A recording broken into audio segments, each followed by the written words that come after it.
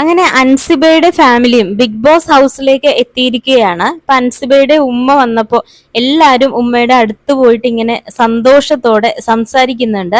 അപ്പൊ അതില് ജാസ്മിൻ മാത്രം ഓടി വന്നിട്ട് ഉമ്മയുടെ അടുത്തിരുന്ന് ഇങ്ങനെ പൊട്ടിക്കരയുന്നുണ്ട്.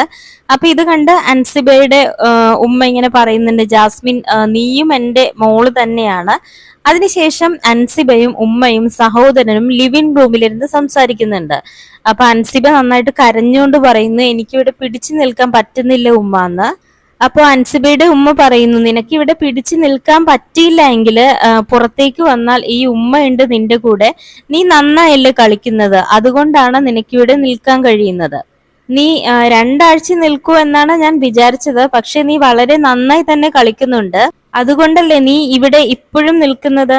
നീ ഇത് നമ്മുടെ വീട് പോലെ കാണുക. ഞാനും നീയും എത്ര തവണ തെറ്റിയിട്ടുണ്ട്, എന്നിട്ട് നമ്മൾ കൂടിയിട്ടില്ലേ, ഇതുവരെ നീ എത്തിയില്ലേ, ഇങ്ങനെ ഒരു പ്ലാറ്റ്ഫോം കിട്ടിയില്ലേ, കുറെ കൂടെ ആളുകൾ നിന്നെ തിരിച്ചറിയും, അത് തന്നെ നല്ല കാര്യമല്ലേ. അങ്ങനെ വളരെ ഇമോഷണൽ ആയിട്ടുള്ള സംസാരങ്ങളൊക്കെയാണ് ലൈവിൽ ഇങ്ങനെ പോയിക്കൊണ്ടിരിക്കുന്നത്.